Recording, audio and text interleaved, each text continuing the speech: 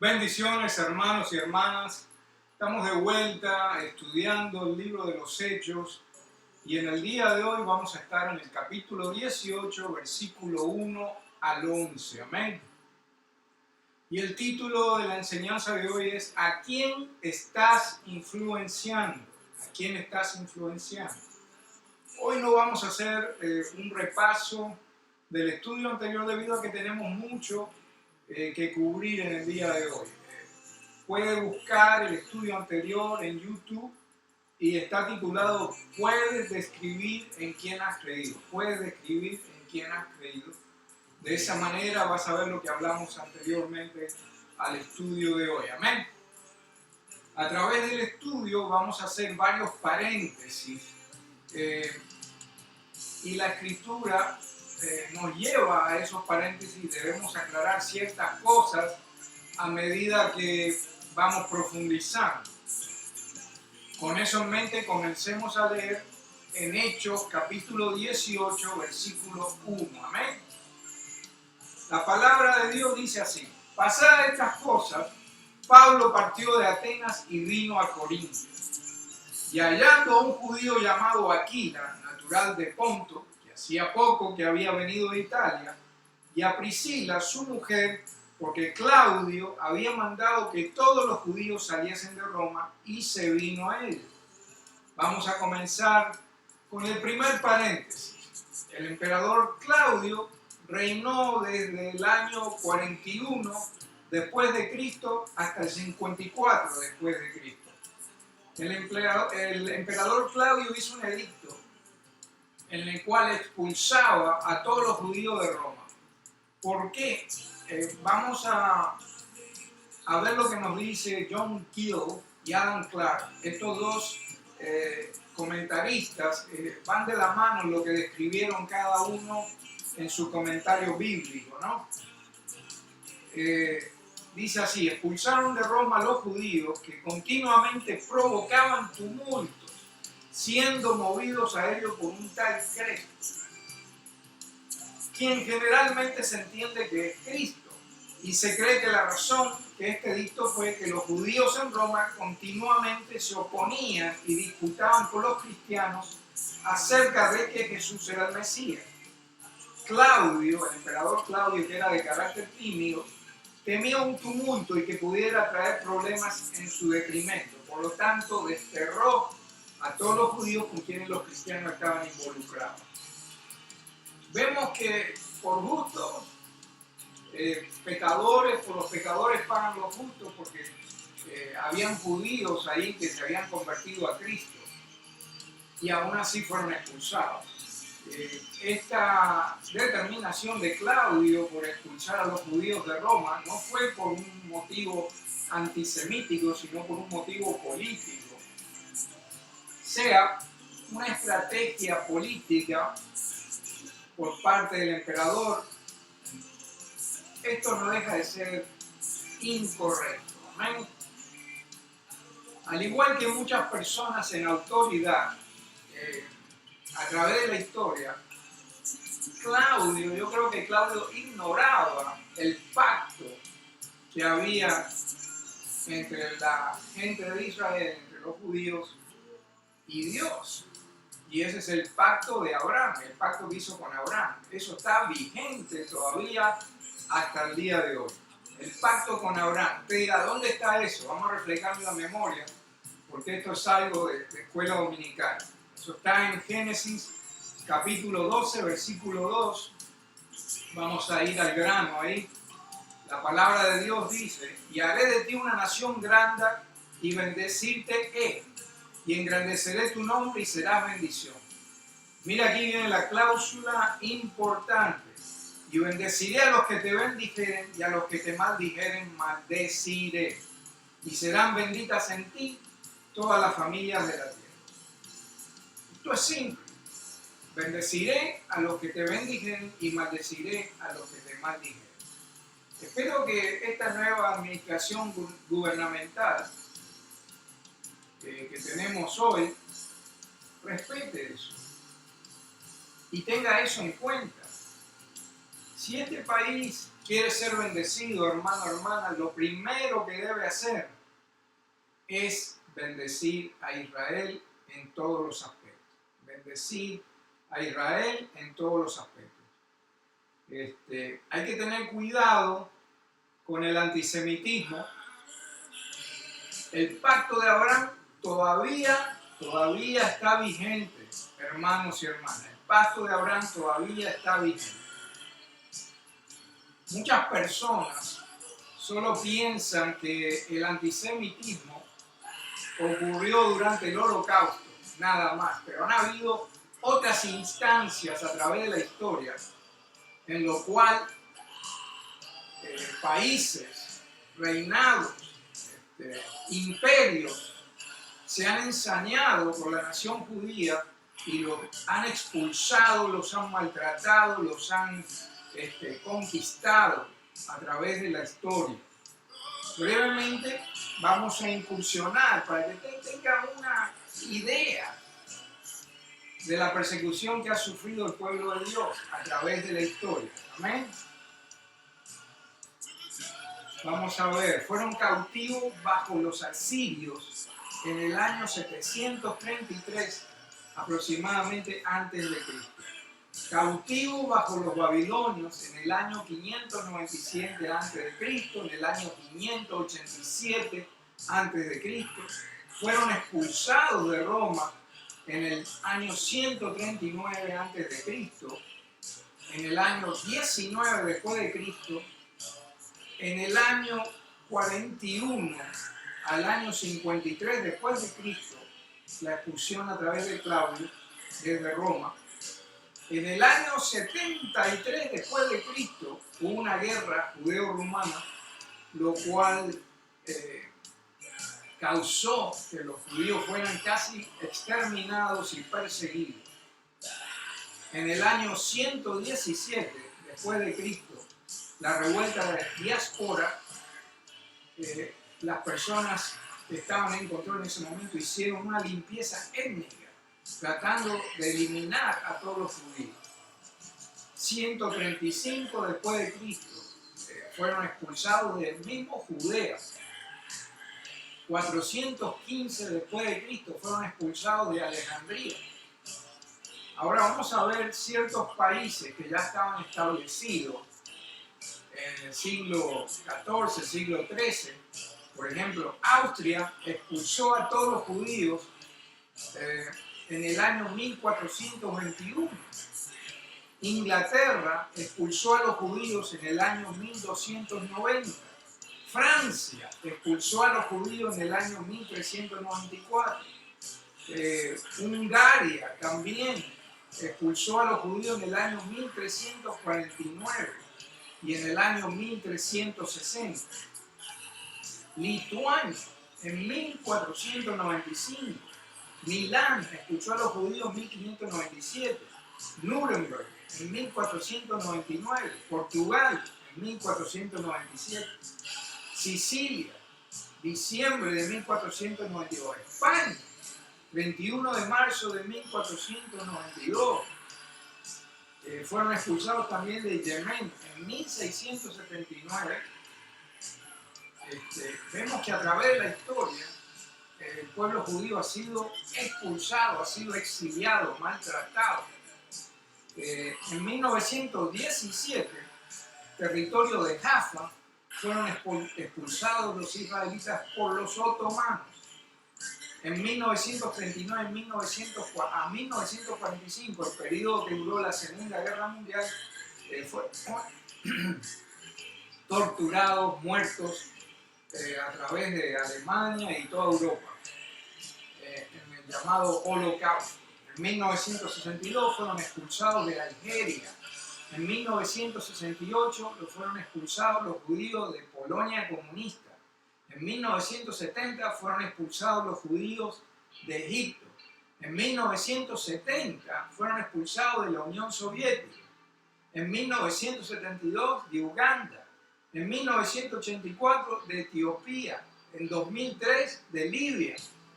En el 2010 de Somalia. 2021 el último judío salió de Afganistán y esto es una lista parcial. Es una lista parcial, hermano, hermana. Haga su propia investigación. Ahora, lo que nos lleva a preguntarnos esto: ¿cuál debe ser nuestra actitud como cristianos respecto al antisemitismo?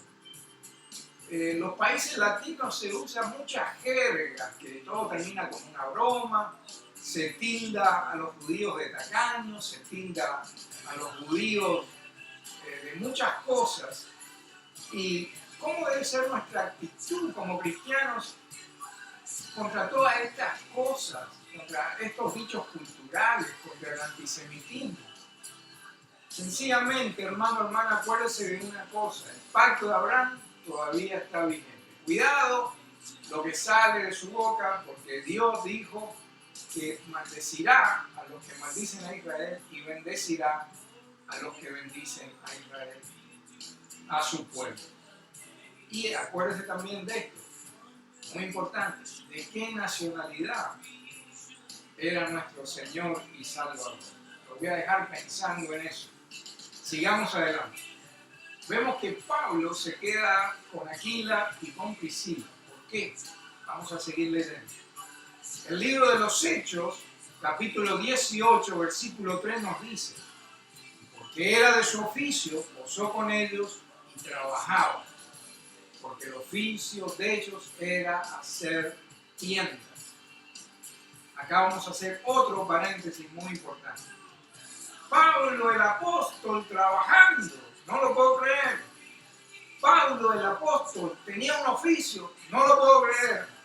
Es obvio que en los tiempos que vivimos, los llamados apóstoles viven del dinero que le sacan a las congregaciones.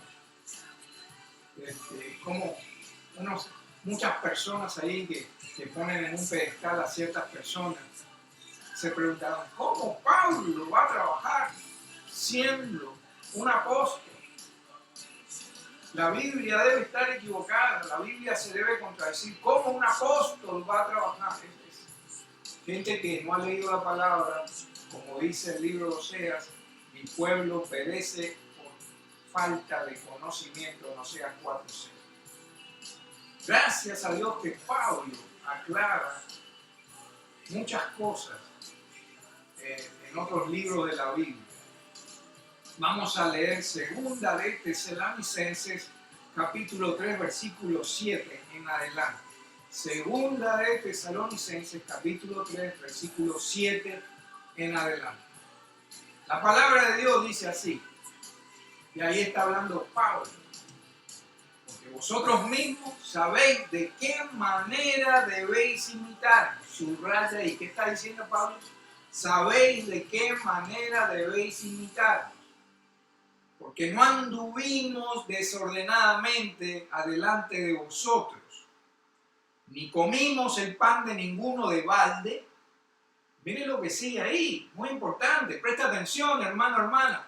Antes, obrando con trabajo y fatiga de noche y de día, por no ser gravosos a ninguno de vosotros. Obrando con trabajo y fatiga de noche y de día, por no ser gravosos a ninguno de vosotros. ¡Wow! El apóstol trabajando día y noche para no ser gravosos a los hermanos de la iglesia. Y mire lo que sigue: no porque no tuviésemos potestad, paréntesis, porque él podía haberse agarrado de no pondrás bozal al güey que trilla. Pablo sabía eso. No porque no tuviéramos potestad, sino por daros en nosotros un techado para que nos imitasen. O sea que Pablo escoge a trabajar para dar un ejemplo de cómo deben ser las cosas. Porque aún dice: estando con vosotros, os denunciábamos en esto, que si alguno no quisiere trabajar, que tampoco coma. Tiene que prestar atención, hermano, hermana, quién está hablando acá. No es cualquiera que está hablando, es Pablo el que está hablando. El apóstol Pablo, discípulo de Jesucristo, el cual se le reveló en el camino a Damasco, tuvo un encuentro personal con Cristo. No es cualquiera que nos está diciendo estas cosas. que si alguno no quisiere trabajar, tampoco coma. Si usted no trabaja, que no coma. Porque oímos que andan algunos entre vosotros fuera de orden, no trabajando en nada, sino ocupados en curiosidad. Y a los tales requerimos y rogamos con nuestro Señor Jesucristo que trabajando con reposo coman su pan. ¡Wow! O sea que vemos que el apóstol dice, yo podía agarrarme de mis derechos, porque la palabra dice que no pondrás gozar al buey que trilla, pero sin embargo hago esto porque el que no trabaja, que no come. Vamos a ir a otro lugar en la Biblia para que quede esto claro por 2 o 3 versículos, no por lo que dice el pastor. Mucha gente toca de oído, no escudriña, no busca, no analiza y por eso son engañados fácilmente. Primera de Corintios 9:10. ¿O díselo enteramente por nosotros? Pues por nosotros está escrito, porque con esperanza ha de arar el que ara, y el que trilla con esperanza ha de recibir el fruto. Si nosotros os sembramos lo espiritual, es gran cosa si segáramos lo vuestro carnal. Si otros tienen en vosotros esta potestad, no más bien nosotros, viene esta parte que viene muy importante, subrayela. Mas no hemos usado de esta potestad, antes lo sufrimos todo por no hacer ningún obstáculo al Evangelio de Cristo. ¿Qué está diciendo el apóstol acá? Que si él tiene el derecho de vivir del Evangelio, que si él tiene, pero escogió no hacerlo. No hemos usado esta potestad, dice ahí. Lo sufrimos todo por no ser obstáculo al Evangelio de Cristo. Hermano, hermana, seamos honestos, ¿cuál es la primera queja que usted encuentra en la calle de una persona que es atea, de una persona que no cree en Cristo, de una persona que no va a la iglesia? Oh, los pastores son todos unos ladrones, los apóstoles son todos unos ladrones porque viven de las congregaciones, lo único que hacen es sacarle el dinero. Esa es la queja número 1 de toda persona que no se congrega. ¿Qué hicieron los apóstoles? ¿Qué hicieron los apóstoles? No hemos usado esa potestad, antes lo sufrimos todo por no poner ningún obstáculo al Evangelio de Cristo. Amén. Primera de Corintios 9:13. ¿No sabéis que los que trabajan en el santuario comen del santuario y que los que sirven del altar participan? Así también ordenó el Señor a los que anuncian el Evangelio, que vivan del Evangelio. No hay nada malo con eso. No hay nada malo con eso, hermano, hermana. Mire lo que dice el versículo 15. Mas yo de nada de esto me aproveché. Mas yo de nada de esto me aproveché. El problema es el abuso. El problema es el aprovecharse. El problema es no balancear las cosas. El problema es la avaricia. El problema es la ambición. Ese es el problema. Dice ahí, así también ordenó el Señor a los que anuncian el Evangelio que vivan del Evangelio. Mire lo que dice Pablo. Mas yo de nada de esto me aproveché, ni tampoco he escrito esto para que se haga así conmigo, porque tengo por mejor morir antes que nadie haga vana esta mi gloria. Pues bien que anuncio el Evangelio, no tengo por qué gloriarme, porque me es impuesta necesidad. ¡Ay de mí si no anuncio el Evangelio! O sea que él tenía una necesidad, no por dinero, no por lucro. Él tenía una necesidad de predicar el Evangelio. Por lo cual, si lo hago de voluntad, ¿qué significa hacerlo de voluntad, hermano, hermana? 2 más 2 son 4. ¿Usted ha visto algún voluntario que coja salario? No, es voluntario. Entonces, por lo cual, dice el apóstol, si lo hago de voluntad, premio tendré. Mas si por fuerza, la dispensación me ha sido encargada. ¿Cuál es mi merced? Que predicando el Evangelio ponga el Evangelio de Cristo en balde, para no usar mal de mi potestad del Evangelio. O sea que dice, si lo hago de voluntad, bien, pero si lo hago por un precio, mal, mal. Primera de Corintios 9:19. Por lo cual, siendo libre para con todos, me he hecho siervo de todos por ganar más. Se ha hecho siervo de todos. En otras palabras, el apóstol sí sabía el concepto, no pondrás bozal al buey que trilla, pero con su ejemplo exhorta a no abusar de aquello, así no manchar o ser obstáculo para el Evangelio de Cristo. Qué contraste, hermano, hermana, con apóstoles y pastores modernos. Gracias a Dios que todavía hay un remanente de pastores honestos que no abusan ese poder. ¿Amén? Pablo el apóstol, Pedro el apóstol, Mateo el apóstol. Hay una reverencia con los apóstoles y hoy día le llaman apóstol a mucha gente que no han hecho nada, ni por el cuerpo de Cristo, ni por las personas, sino que han hecho por sí mismos. Y hay gente que los pone en un pedestal, cristianos inclusive los ponen en un pedestal. Gracias a Dios que estos apóstoles del Nuevo Testamento, no los de ahora, los del Nuevo Testamento, eran humildes, se llamaban a sí mismos siervos y consiervos de nosotros. Qué bueno sería si esa humildad abundara en los llamados apóstoles de hoy. Qué bueno sería si esa humildad abundara dentro de la iglesia en el día de hoy, porque hay muchos hermanitos que se creen la gran cosa, se creen santos, se creen teólogos, y en la privacidad de sus hogares hacen cosas horribles. Qué bueno sería que fuéramos imitadores de la humildad de estos siervos de Dios. Amén. Otro pequeño paréntesis. Para los que no lo saben, el Nuevo Testamento fue escrito en griego.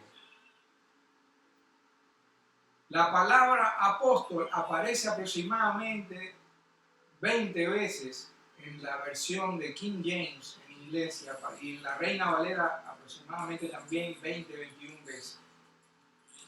La palabra en griego es apostolos, que significa delegar, específicamente un embajador del Evangelio, un embajador del Evangelio, oficialmente comisionado de Cristo, mensajero, el que es enviado. Eso es lo que significa la palabra apóstol. Eso es lo que significa la palabra apóstol. Si usted estudia la palabra, si usted estudia que el lenguaje original del Nuevo Testamento fue el griego, se va a dar cuenta que eso es solo lo que significa la palabra apóstol. Ese es el significado en el lenguaje original en el cual fue escrito el Nuevo Testamento.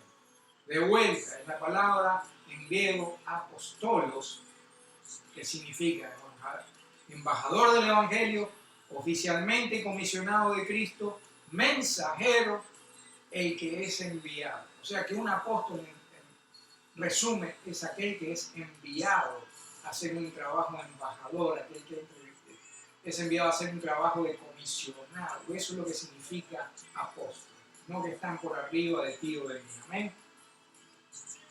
¿Quién envió a los apóstoles? Jesús envió a los apóstoles. Juan, capítulo 20, versículo 21, nos dice lo siguiente. Entonces le dijo Jesús otra vez: paz a vosotros, como me envió el Padre, así también yo os envío. La palabra aquí que utiliza nuestro Señor en el griego es la palabra apostelos, que significa apartado, en una misión, poner, enviar, poner. O sea que Jesús, el Padre envió a Jesús en una misión, lo apartó para una misión, y Jesús envió a los apóstoles en una misión. Tenían un propósito, hermano.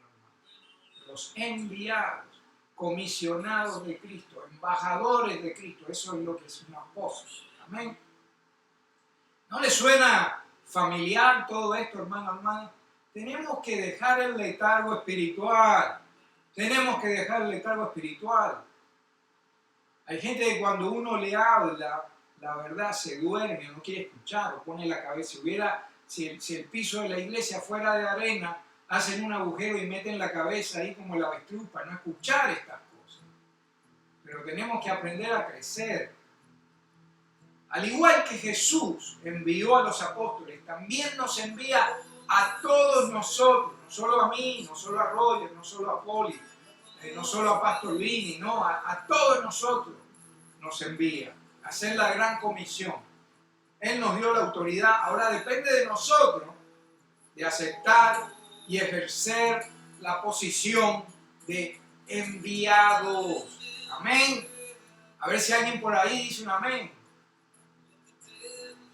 Cerrando este paréntesis, vamos a continuar. Amén. Hechos 18:4. Mira lo que nos dice acá. Y disputaban en la sinagoga todos los sábados, entre paréntesis, que era el día de reposo, y persuadía a judíos y a griegos. 18:5. Y cuando Silas y Timoteo vinieron de Macedonia, Pablo estaba constreñido por la palabra, testificando a los judíos que Jesús era el Cristo. Mas contradiciendo y blasfemando ellos, les dijo, sacudiendo sus vestidos, vuestra sangre sea sobre vuestra cabeza, yo limpio, desde ahora me iré a los gentiles. ¿Qué aprendemos de estos versículos? Hermano, ¿qué aprendemos de estos versículos? Vemos que Pablo estaba constreñido, dice ahí, afligido, preocupado, continuamente presionando, afligido, presionado. La palabra en griego es suneko o sunecho. ¿Por qué? Vemos la actitud anterior en el capítulo 17 que acabamos de estudiar la vez pasada, que Pablo miraba la condición de Atenas y se ponía triste por la condición, de Corintios, se ponía triste por la idolatría que había ahí, Entonces, ¿qué sucede? Aquí vemos que Pablo no ha perdido ese amor por el perdido, porque estaba constreñido por la palabra, preocupado, afligido. Hermano, usted se preocupa y se aflige por el perdido. Nosotros nos preocupamos y nos afligimos por el perdido como lo hacía Pablo. De vuelta, un llamado a la conciencia. Hemos perdido el primer amor por el perdido. Pablo, a pesar de las dificultades que enfrentó en lo que estudiamos en el capítulo anterior, en el capítulo 17, que enfrentó persecución, sigue predicando. Y no solo sigue predicando, sino en el día de reposo, que era sagrado para los judíos. Y en el libro de los Hechos, capítulo 17, versículo 2, leímos que predicó 3 sábados seguidos. O sea que le estaba metiendo el dedo en la llaga. Día sagrado, día de reposo. Y él predicaba aún en el día de reposo. Y lo hacía los sábados. ¿De dónde sacó ese ejemplo Pablo? Predicar los sábados. Vemos que nuestro maestro, el Señor, no consideraba mucho las tradiciones de hombre. Él estaba preocupado por otras cosas. Jesucristo estaba preocupado por otras cosas, más preocupado por otras cosas que por las tradiciones de hombre.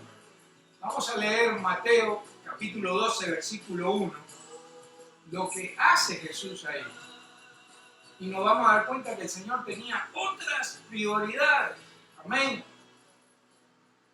Mateo capítulo 12, versículo 1 en adelante. En aquel tiempo iba Jesús por los sembrados en sábado, y sus discípulos tenían hambre y comenzaron a coger espigas y a comer.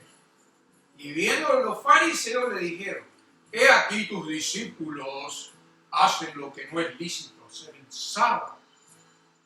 Y él les dijo, ¿no habéis leído que hizo David teniendo hambre y los que con él estaban? ¿Cómo entró en la casa de Dios y comió los panes de la proposición que no le era lícito comer, ni los que estaban con él, sino a solo los sacerdotes? ¿O no habéis leído en la ley que los sábados en el templo los sacerdotes profanan el sábado y son sin culpa? Pues os digo que uno mayor que el templo está aquí. Mas si supiese que es, dice ahí, misericordia quiero y no sacrificio. No condenarías a los inocentes. Porque el Señor es del sábado, el Hijo del Hombre. Y partiéndose de allí vino a la sinagoga de ellos. Miren lo que sucede, un mismo sábado le da una enseñanza de lo que decía las Escrituras. Y llega ahí a la sinagoga el mismo sábado y dice ahí, aquí había allí uno que tenía una mano seca y le preguntaron diciendo, ¿es lícito curar el sábado? Para acusarle. Y él les dijo, ¿qué hombre habrá de vosotros que tenga una oveja y si cayere esta en una fosa en sábado, no le eche mano y la levante? Pues cuanto más vale un hombre que una oveja, así que es lícito es en los sábados hacer el bien. ¿Quién dijo eso? Es lícito en los sábados hacer el bien. Jesucristo. Jesucristo. En el principio era el verbo y el verbo era con Dios. ¿Quién es el verbo? Jesucristo. Si Jesús lo dijo, me basta. Amén. Entonces dijo aquel hombre, extiende tu mano, extiende tu mano. Él la extendió y fue restituida sana como la otra. Con esto Jesús demuestra su autoridad como Hijo de Dios. Establece que los ritos y las tradiciones no son más importantes que hacer el bien. También pone en tela de juicio darle más valor a un animal que a un ser humano, porque los agarra por donde les dolía. El valor monetario de una oveja. Ah, sí, con una oveja traspasas el sábado, pero con un ser humano no. Mateo 12:7, el Señor dijo, mas si supiese que es misericordia quiero y no sacrificio, no condenarías a los inocentes. También usó la misma manera de expresarse en Mateo 23, cuando le llaman la atención a los fariseos que se preocupaban más del diezmo y la ofrenda que de la misericordia y la justicia. Miren lo que le dice en Mateo 23:23. ¡Ay de vosotros, escribas y fariseos, hipócritas! Porque pagáis el diezmo de la menta, del eneldo y del comino y habéis descuidado los preceptos más peso de la ley, la justicia, la misericordia y la fidelidad. Y estas son cosas que deberíais haber hecho sin descuidar aquello. Vemos que Pablo no le importa el sábado, no le importan las tradiciones, lo que le importa a Pablo es predicar el evangelio, defender la fe, razonar con estas personas y hacerles entender que Cristo era el Mesías. Amén. Eso pesa más que las tradiciones. Pablo seguía predicando a pesar de las persecuciones, seguía discutiendo a pesar de las persecuciones. Tenía peso en su corazón por el perdido y les quería hacer entender a los judíos que Cristo era el Mesías. Al ver el rechazo de esta verdad, a los judíos, Pablo dijo, basta, ya hasta acá llegué, no literalmente así, no, porque ahora van a ir los hermanitos religiosos. Pablo no dijo así en las escrituras, no dijo basta. Porque hay gente que está en las iglesias plantadas para traer discordia, para traer problemas a los pastores, porque ni ellos mismos escudriñan las escrituras, lo que les gusta es nada más que apuntar. Miren lo que dice Pablo a los judíos. Vuestra sangre sea sobre vuestra cabeza. Yo limpio. Desde ahora miré a los gentiles. Muchas veces, hermano, hermana, nosotros no sabemos cuándo parar. Le hablamos del evangelio a una persona, sea en la familia, sea un amigo, sea quien sea. Le queremos que esa verdad penetre en ellos por su propio bien. No es porque nosotros ganemos nada, no porque el Señor nos dé una comisión por cada persona que viene a Cristo. No, porque lo hacemos de corazón, lo hacemos por su propio bien, pero hay gente que no le entra por acá y le sale por acá. ¿Y qué debemos hacer? Debemos aprender cuándo parar. Nuestro trabajo es plantar la semilla. como se lo he dicho antes. Hay muchas personas de ahí afuera que están hambrientas por la palabra. Le doy un ejemplo. Por muchos años estuve involucrado en el ministerio de las prisiones. Iba ahí los domingos, todos los jueves, y teníamos clases en español de la palabra para los presos. Esos presos estaban agradecidos porque uno dejaba a su familia, dejaba sus quehaceres y venía a dedicarle tiempos a ellos, a hablarle de la palabra de Dios, a enseñarle la palabra de Dios, y ellos recibían esa palabra con agradecimiento, hermano, hermana. Y muchos de ellos leían la palabra en todo tiempo, porque lo único que hacen ahí en la prisión, no tienen más nada que hacer. ¿Qué hacen con su tiempo libre? Muchos de los hermanos en la prisión iban a la biblioteca de la prisión y leían palabras, leían comentarios, se empapaban, pero sin embargo estaban conscientes que necesitaban más, Y cuando yo con otros hermanos íbamos a la prisión, nos recibían con gozo y nos recibían con agradecimiento, cosa que muchas veces no se ve en la iglesia local. Muchas veces usted está predicando y la gente bostezando ahí, pensando en que cuando salga del servicio se va a ir a comer una pizza, se va a ir a comer un sándwich cubano. Porque yo también estuve ahí cuando era un niño en Jesús. Muchas veces estaba ahí, el pastor predicando, y yo pensando en comer algo cuando salga del templo. Tenemos que tener nuestras prioridades claras, hermano. Lo que va a traer edificación a nuestra vida es la palabra de Dios. Lo que no va a hacer crecer es la palabra de Dios, hermano. La palabra, acá vemos que Pablo llega un momento que dice, ya me voy a predicar a los gentiles, su sangre no está en mis manos, yo limpio. ¿De dónde sale eso? Vamos a ver en el Antiguo Testamento. Hablar la verdad una vez que esa verdad está expuesta depende de la persona si la acepta o no. Eso es lo que tenemos que hacer. Plantar la semilla, hablar la verdad.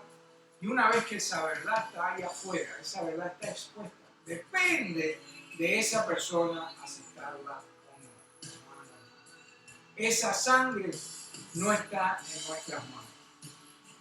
Ezequiel, capítulo 3, versículo 16, vemos aquí la manera de operar de Dios. Dios le habla al profeta Ezequiel y le da ciertas instrucciones. Miren lo que dice ahí en Ezequiel, capítulo 3, versículo 16 en adelante. Dice ahí, y aconteció que al cabo de los 7 días fue mi palabra de Jehová diciendo, Hijo del hombre, yo te he puesto por atalaya a la casa de Israel. Oirás pues tú la palabra de mi boca y amonestarlos haz de mi parte. Cuando yo dijera al impío, de cierto morirás, y tú no lo amonestares, ni le hablares para que el impío sea percibido de su mal camino, a fin de que viva, el impío morirá por su maldad. Mas su sangre, la sangre de ese impío, demandaré de tu mano. ¡Wow! Eso no es fácil. Mire lo que dice. Y si tú amonestaras al impío y él no se convirtiere de su impiedad y de su mal camino, él morirá por su maldad y tú habrás librado tu alma. ¿Qué nos está diciendo ahí? Lo mismo que hizo Pablo, lo mismo que Dios le dio instrucción a Ezequiel. El trabajo de nosotros es predicar el evangelio. Si la persona no lo acepta, es responsabilidad de esa persona. Pero por lo menos dijimos la verdad que nosotros sabemos y expusimos a Cristo a esa persona. Ya esa sangre no está en nuestra mano. Ahora si nosotros nos guardamos esa verdad para nosotros solamente y no la compartimos, hermano, y hay gente que muere ahí afuera sin conocer el evangelio, nosotros sabiendo la verdad y muere gente ahí afuera sabiendo el evangelio, nosotros esa sangre está en nuestras manos, porque nosotros sabemos la verdad y debemos compartirla, no guardarla para nosotros. Amén. ¿Cuál es la verdad? Jesucristo es el camino, la verdad y la vida, y nadie va al Padre si no es por Él. El que cree en Jesucristo tendrá vida. Esa es la verdad. Sigamos, hermano. Hechos 18, versículo 7. Hechos capítulo 18, versículo 7. Y partiendo de allí, entró en casa de uno llamado Justo, temeroso de Dios, la casa del cual estaba junto a la sinagoga. Y Crispo, el prepósito de la sinagoga, creyó al Señor con toda su casa, y muchos de los corintios, oyendo, creían y eran bautizados. Aquí vemos un evento muy importante, la conversión de Crispo. Crispo era el oficial o el príncipe de la sinagoga. Él tenía una posición muy importante dentro de la sinagoga, dentro de la comunidad judía. Era un líder religioso. Vamos a ver la importancia de su posición. Leamos las responsabilidades que tenía el príncipe de la sinagoga, de acuerdo al comentario bíblico del hermano Adam Clarke. Miren lo que nos explica el hermano Adam Clarke.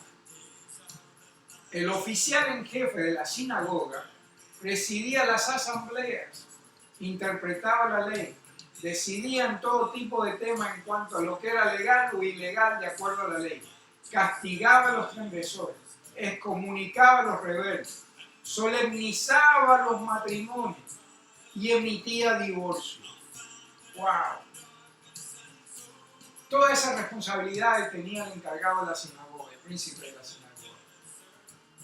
Imagínese el impacto que tuvo sobre la comunidad judía y gentil de que este hombre, después de escuchar el Evangelio, quizás después de argumentar con Pablo por muchos sábados, llega a la conclusión que Cristo es el Mesías, que Cristo es el Señor de su vida.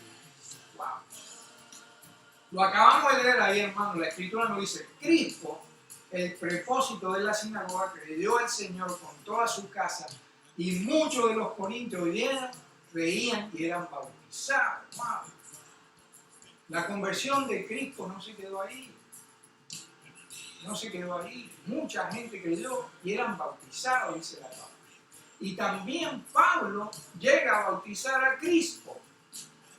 ¿Dónde está eso? Primera de Corintios, capítulo 1, versículo 14. Primera de Corintios, capítulo 1, versículo 14. Miren lo que dice Pablo ahí. Doy gracias a Dios que no bauticé a ninguno de vosotros, excepto a Gallo y a Crispo. ¡Wow!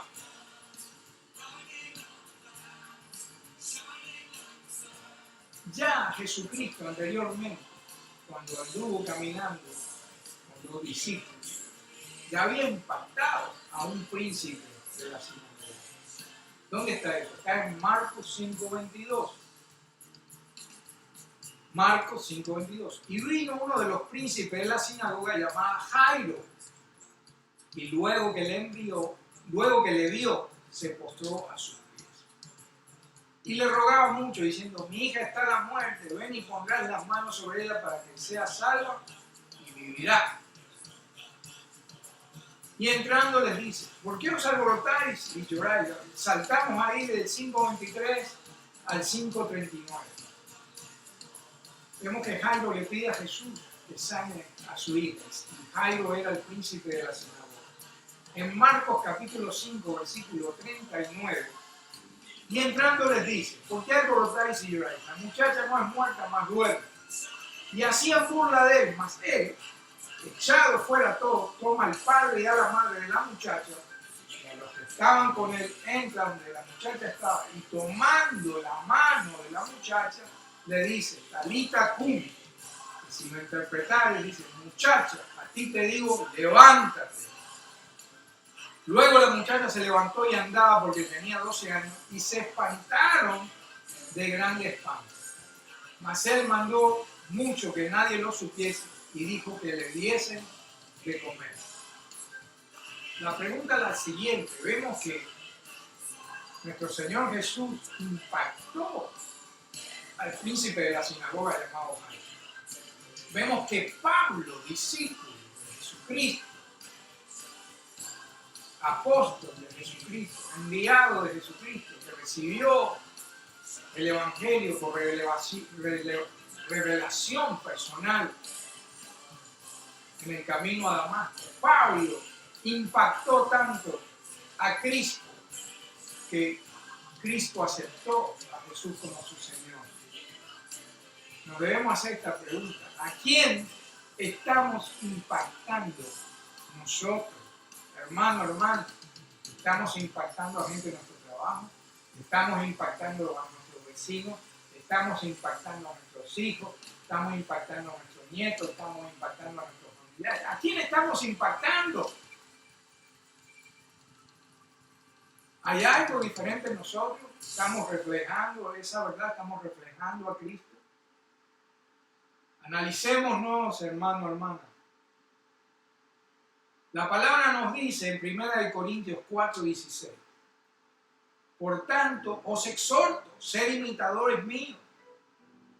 1 Corintios 11:1. 1 Corintios 11, versículo 1 dice: ser imitadores de mí como también yo lo soy de Cristo.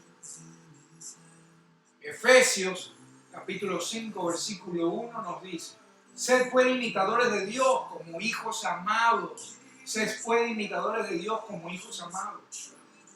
Filipenses capítulo 3, versículo 17. Filipenses capítulo 3, versículo 17 nos dice: hermanos, sed imitadores míos y observad a los que andan según el ejemplo que tenéis en nosotros. Primera de Tesalonicenses capítulo 1, versículo 6.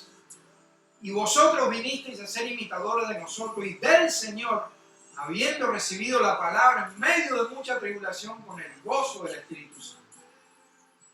Nos debemos preguntar: ¿a quién estamos imitando nosotros?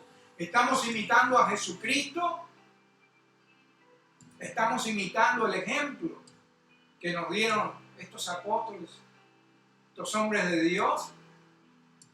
¿Estamos causando impacto alrededor de nosotros? Esto es una reacción cadena. ¿Y quién comenzó esa reacción en cadena? Es el efecto dominó. Usted no ha visto en el internet cómo hacen figuritas con dominós, fichas de dominó, y después al final la tocan y vemos que uno toca al otro y hacen diseños hermosos. Es el efecto dominó, es una reacción en cadena. ¿Quién comenzó esa reacción en cadena? Jesucristo comenzó esa reacción en cadena. Él impactó a muchas personas. Los discípulos, al igual que el maestro, impactaron a muchas personas a través de predicar el Evangelio. Si nosotros nos dedicáramos a imitar a quién tenemos que imitar, si nosotros nos dedicáramos a servir a quién debemos servir, ¿cuál sería el resultado, hermano, en nuestra familia, en nuestra comunidad, en nuestros centros de trabajo? ¿Cuál sería el resultado si nosotros imitáramos a quién debemos imitar y sirviéramos a quién debemos servir? Hechos 18:9. Vamos a volver al libro de los Hechos. Entonces, dice ahí la palabra, el Señor dijo de noche en visión a Pablo: no temas, sino habla y no calles, porque yo estoy contigo y ninguno te podrá hacer mal, porque yo tengo mucho pueblo en esta ciudad. Y se detuvo allí 1 año y 6 meses enseñándole la palabra de Dios. Gloria a Dios. Si ustedes no están diciendo gloria a Dios, si ustedes están diciendo aleluya por ese evento que ocurrió ahí, está más frío que el hielo. Hermano, hermana, despierte. Gloria a Dios por eso. Estamos llegando al final del estudio. Pablo tuvo un encuentro con Jesucristo en el camino a Damasco. Eso lo va a encontrar en el capítulo 9 del libro de los Hechos. Y después de ahí Pablo fielmente vemos que enseña la palabra, vemos que predica el evangelio en tiempo y fuera de tiempo, incluyendo los sábados, por meses, por años, enseñando la palabra. Pablo fue fiel, pero aún más fiel es nuestro Señor, que le dio una promesa, y esa promesa no es solo para Pablo, es para todos nosotros, hermano, hermana, es para todos nosotros. Pablo, no temas, sino habla y no calles, porque yo estoy contigo y ninguno te podrá hacer mal, porque yo tengo mucho pueblo en esa ciudad. No tenga miedo, hermano, hermana, de predicar, no tenga miedo de dar su testimonio, no tenga miedo de hablar de Cristo, no tenga miedo de hacer lo correcto. Esa promesa que Dios le hizo a Pablo es para todos nosotros. En vez de Pablo, ponga su nombre al principio y crea. Vamos a usar al hermano Poli como ejemplo. Pastor Poli, no temas si no habla y no calles, porque yo estoy contigo y ninguno te podrá hacer mal, porque yo tengo mucho pueblo en esa ciudad.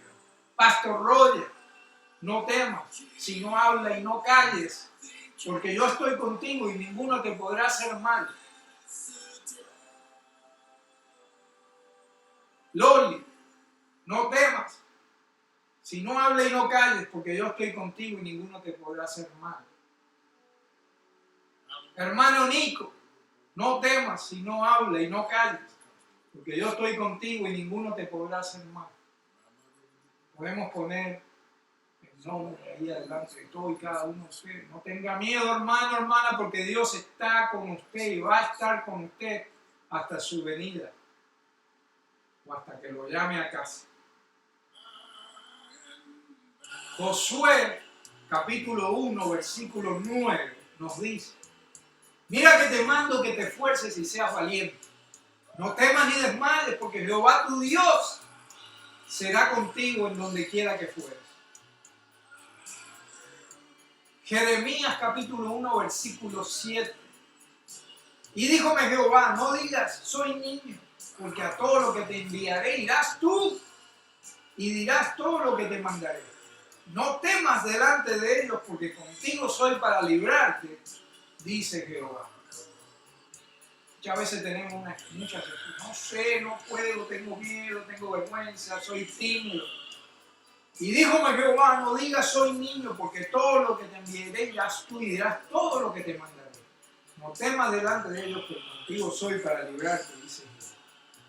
Pase lo que pase, hermano, no tenga miedo, no temas. Dios está con usted. Acuérdese de esto. Romanos capítulo 8, versículo 31. Romanos capítulo 8, versículo 31. ¿Por qué diremos esto? Si Dios por nosotros, ¿quién contra de nosotros?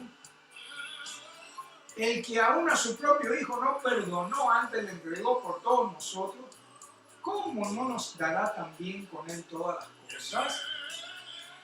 ¿Quién acusará a los escogidos de Dios? Dios es el que justifica. ¿Quién es el que condenará? Cristo es el que murió, más aún, el que también resucitó, quien además está a la diestra de Dios y que también intercede por nosotros. ¿Quién nos apartará del amor de Cristo? ¿Tribulación? ¿Angustia? ¿Persecución? ¿O hambre? ¿O desnudez? ¿O peligro? ¿O cuchillo? Como está escrito: por causa de ti somos muertos todo el tiempo, somos estimados como ovejas del matadero. Antes, en todas estas cosas hacemos más que vencer por medio de aquel que nos amó. Por lo cual estoy cierto que ni la muerte, ni la vida, ni ángeles, ni principados, ni potestades, ni lo presente, ni lo porvenir, ni lo alto, ni lo bajo, ninguna criatura nos podrá apartar del amor de Dios que es en Cristo Jesús, Señor nuestro. Nada, nadie nos podrá apartar de Jesús, hermano. Él nos va a proteger. Los exhorto, hermano, que sigan adelante, que no se cansen de predicar, que no se cansen de dar testimonio, porque va a cegar, va a cegar. No se preocupe del problema, no se preocupe de las circunstancias.